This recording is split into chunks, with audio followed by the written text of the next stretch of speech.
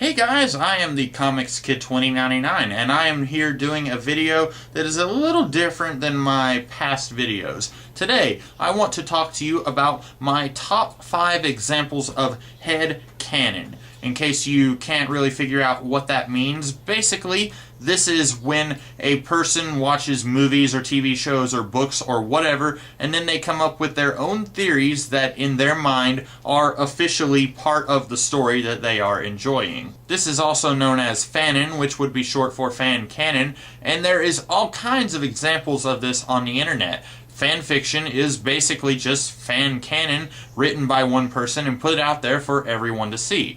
Now sometimes this can range from the really ridiculous to the extremely plausible, and in some cases fanon or headcanon is even accepted as official canon by the people who put out these stories. For example, in the world of comic books, the people who are writing comic books now, they grew up reading comic books when they were children, so if you had someone who had their own theories when they were a kid, and then they grow up and they start putting those theories out there, well then those theories can become officially part of the world that they are writing. And so for this video I wanted to talk about the top 5 examples of fanon for films that are in my head. I think all of these except one I came up with, and the other one someone put it out there online, and then later when I went back to check and see who did that, it was gone. So whoever it is, if you're out there, if you're watching this and you're saying, hey, that's my idea, I want to say I would like to credit you, but I don't know who put this out there. So anyway, the first 2 examples of this both come from the movie The Shadow.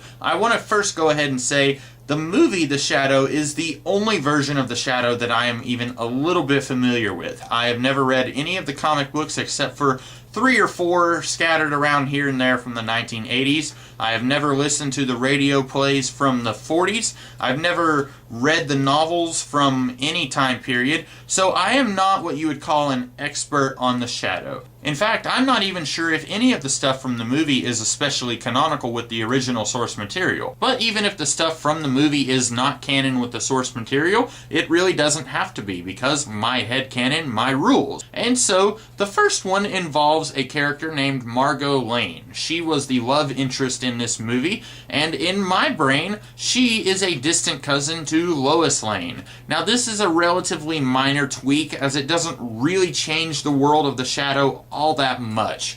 In general, I like to believe that all of the 1930s pulpish heroes all exist in the same world anyway. So characters like the Shadow, the Phantom, Doc Savage, the Spirit, the Rocketeer, all of those characters, in my mind, they all exist in the same world anyway. So this is basically a world very similar to the golden age of comic books, where you had lots of different characters who coexisted in the same world. At least later on they did, once you started having these characters cross over a little bit. So to say that a character from The Shadow is related to a character from Superman, not that much of a stretch, especially if you subscribe to my idea that all of these golden age pulpish heroes existed in the same world already. Now you may think that this idea is a little ridiculous, and I will admit it's not exactly one that is very easy to swallow. I am not saying that Lois and Margot are immediate cousins though. Lois always struck me as a working gal. She was not somebody who went to the extremely fancy parties. She had a job,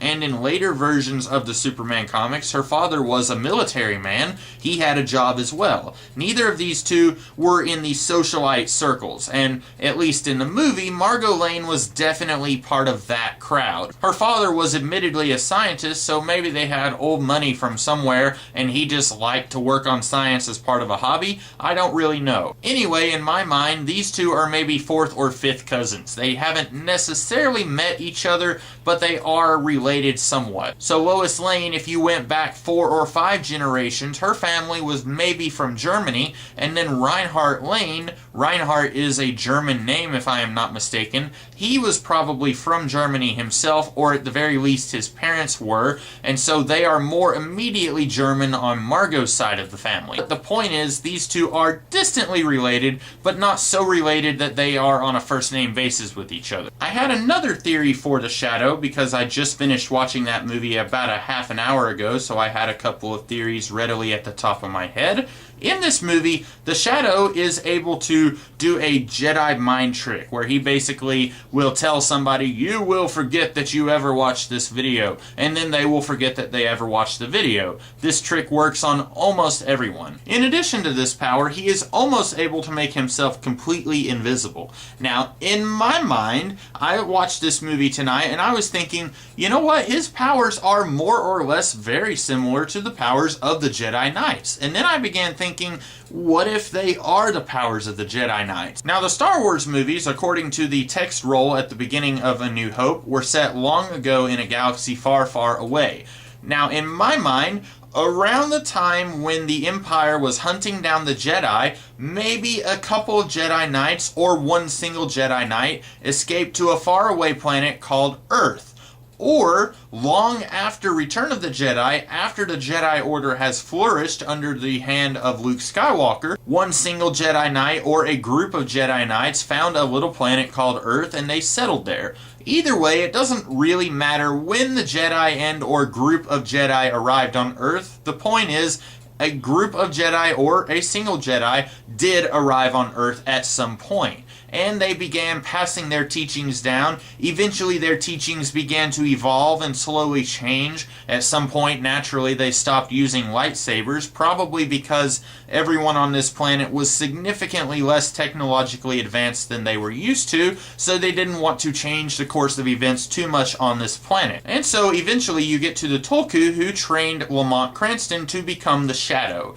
This is a kind of silly idea. They have similar powers, but not exactly the same. In my mind, the Force is not this rigid thing where everyone who practices the Force has the exact same powers. For example, in the Star Wars movies, we see Emperor Palpatine has some sort of lightning powers, and he also practiced the Force, while all of the Jedi Knights, none of them had lightning powers. So it is entirely possible that one Jedi went to planet Earth, and then as the thousands and thousands of years pass by, eventually this one student of the Jedi ways, who doesn't even know what a Jedi Knight is, he was able to turn himself almost completely invisible while still maintaining the ability to make people believe whatever he tells them to believe. I think this is somewhat reasonable, even if you think that it is kind of entirely ridiculous. My third theory that I want to talk about also involves people from outer space coming to Earth long, long ago. In this case, this involves the world of J.R.R. Tolkien from The Lord of the Rings and The Hobbit,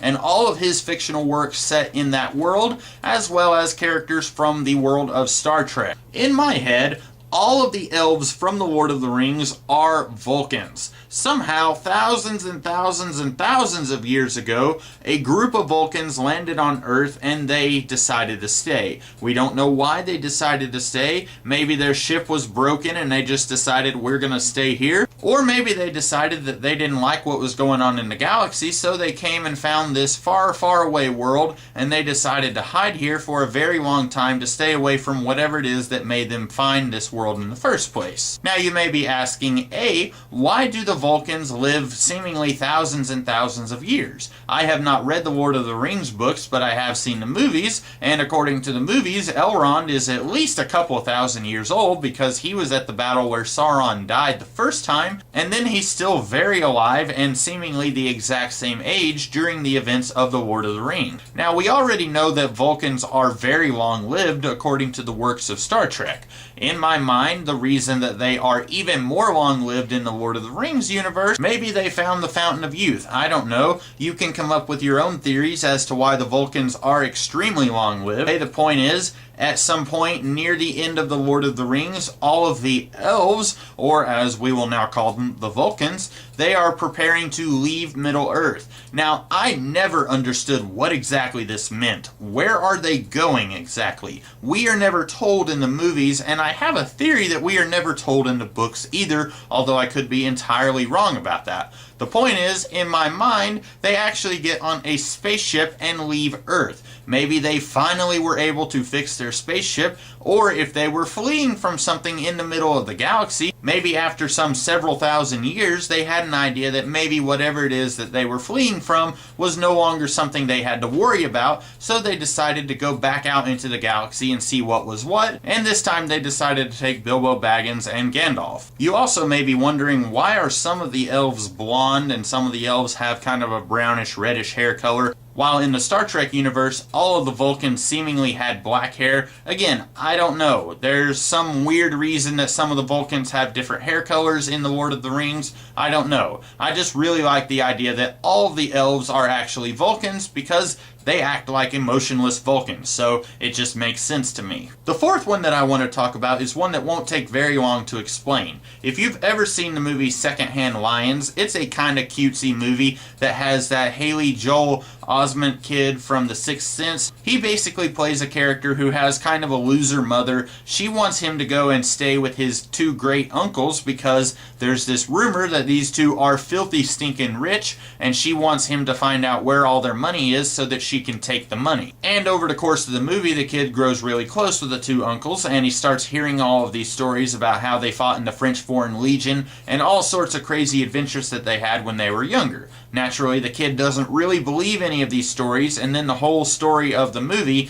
is that eventually he doesn't care whether the stories are real or not. He just loves these men, and they love him in return because they're all family. Flash forward to another movie called The Mummy from 1999, starring Brendan Fraser and Rachel Weisz. I don't know how to say her name. In that movie, Brendan Fraser's character, Rick O'Connell, was also part of the French Foreign Legion. You guessed it, in my headcanon, Rick O'Connell knows the two brothers/uncles from Secondhand Lions. This is one that does not have any evidence at all, except for the fact that all three of these characters fought in the French Foreign Legion, and I just like the idea of these three characters knowing each other. Even if they weren't all three really good buddies, they at least knew each other and probably fought in the same unit at some point. My final theory is one that I thought was so good, I had to adopt it as my own personal theory of being actually canon, even if the movies do not actually go there. In the movie The Dark Knight, we have the character the Joker, who infamously gives multiple different origin stories for himself to various characters.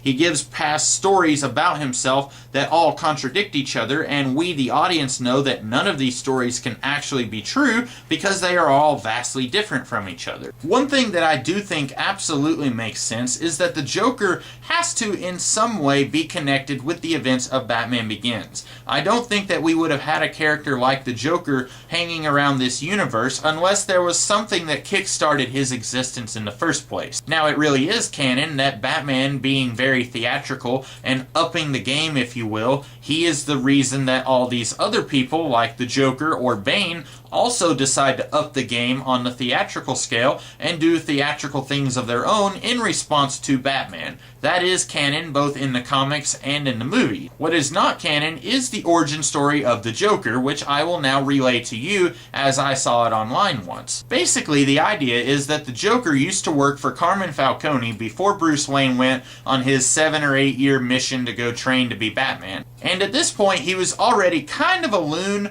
but he wasn't full-on Joker crazy at this point. It's entirely possible that he was even in the restaurant where Carmine Falcone had his little face-to-face with Bruce Wayne that kicks off Bruce's decision to go become Batman. Somehow or another, the Joker gets in bad with Carmine Falcone. Carmine Falcone probably tries to have him killed. For some reason or another, it does not work, and the Joker is then sent to Arkham Asylum. And then, at the end of Batman Begins, all of the inmates escape Arkham Asylum, and I'm thinking at this point, the Joker sees this guy named Batman, and he's like, that is a crazy looking dude. I want to up the ante and become just as crazy as him. So then he starts putting on all the paint, and he starts robbing the banks and stuff as the Joker, and at this point we get the events of the movie The Dark Knight. Admittedly, it's been several years since I read this theory online, and I have no idea where I read it, and I have no idea who came up with this theory, but when I first read it, it definitely seemed more brilliant to me than when I relayed it to you just now. I'm sure I took a lot of the pizzazz out of it when I was telling it to you just now,